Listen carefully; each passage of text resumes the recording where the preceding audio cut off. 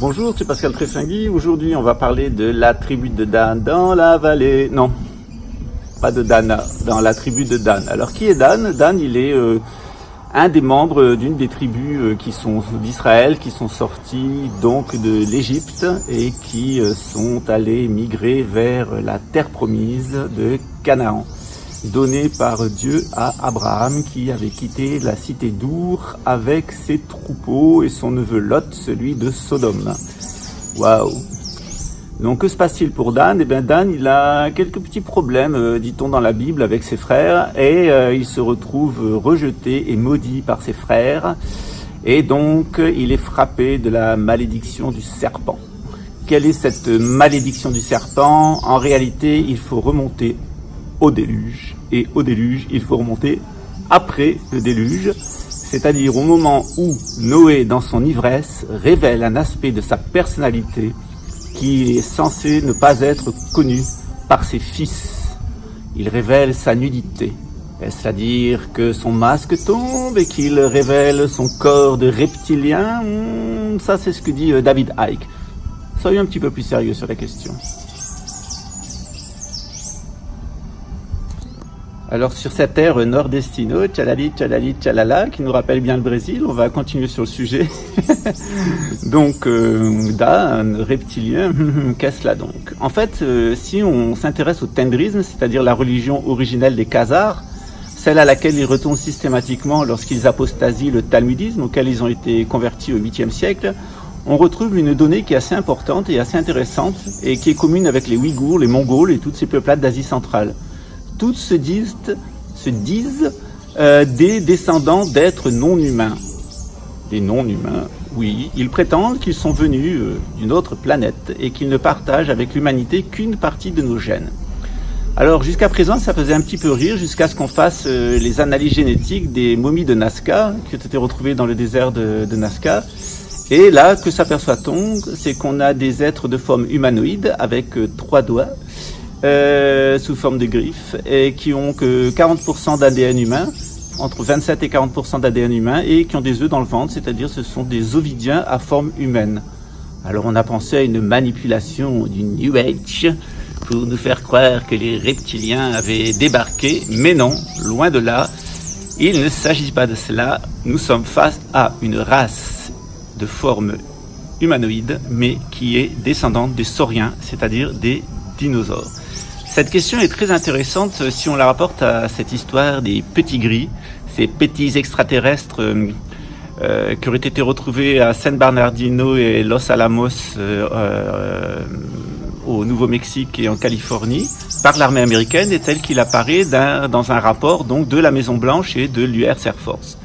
Donc est-ce à dire qu'il y a une partie de l'humanité qui a une origine non humaine, qui serait liée soit à des terrestres d'une autre espèce d'homidés antérieure à la nôtre, ou est-ce que, carrément, comme il le dit, ça serait des êtres venus de l'espace?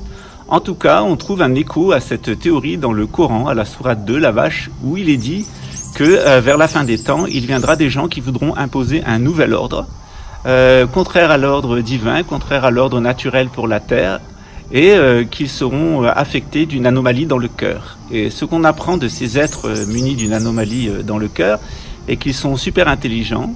Ils apparaissent à plusieurs endroits de la Bible et du Coran, notamment à propos de Yadjuj et Madjuj, donc Gog de Magog, cette espèce d'ethnie qui procédera à l'invasion de la Terre Sainte avant l'heure du jugement, et qui amènera tous les juifs, ou de religion, non pas de sang, parce que être juif ce n'est pas une ethnie, c'est une religion. Elle ramènera tous les juifs en terre promise afin de les tester, de les éprouver, de les amener à l'heure du jugement. Est-ce à dire que nous ne sommes pas les seuls sur Terre, qu'il y a plusieurs espèces d'humanoïdes? En tout cas, il y a un fait assez intéressant, c'est que si effectivement il y a une partie de la race humaine qui est d'origine ovidienne, ça donne un écho, un sens un peu particulier aux paroles de Lady Diana, qui avait dit de la reine d'Angleterre qu'elle était un serpent sans cœur. Est-ce qu'il fallait l'entendre au premier degré? Est-ce qu'il fallait l'entendre au sens symbolique? En tout cas, la mort de Lady Diana, très curieuse, sur un site particulier où autrefois on égorgeait des animaux et on les faisait saigner pendant des heures en offrande à la déesse de la lune, à Diane Artémis, la chasseresse. Exactement à l'endroit où elle a été tuée. Est-ce un hasard si elle a été tuée au 11e pilier? En fait, il y a un certain nombre de choses qui sont très inquiétantes dans cette affaire de Lady Diana, sur ses révélations, sur le symbolisme lié à sa mort et cette flamme Illuminati qui a été ensuite construite au-dessus de son lieu de décès. On est là dans le plus glauque de la théorie de la conspiration. Sont-ils des reptiliens? Sont-ils des extraterrestres? Et la reine d'Angleterre est-elle un serpent? Alors, inutile de passer la vidéo au ralenti. Il est vrai que sur certaines vidéos, j'ai des yeux qui paraissent des yeux de reptiliens. Alors, je vais tomber le masque. Aujourd'hui, je peux vous le dire, officiellement, face à la caméra, reptilien, je ne suis pas. C'était Pascal Trefingui. À très bientôt.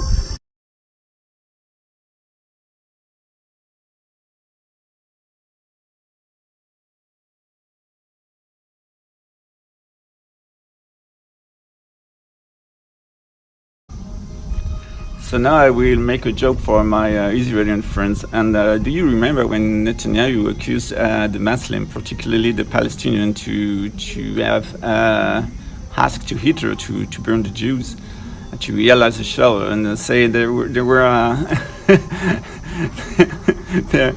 there is a really nice picture of Hitler and with a very ugly face, and he says, "Oh, you know, like it is. First you like the Jew." And then you meet a mufti, and then die. Shalom. Are there really reptiles? Are we here in Israel to be judged? We have to think about it, my friends.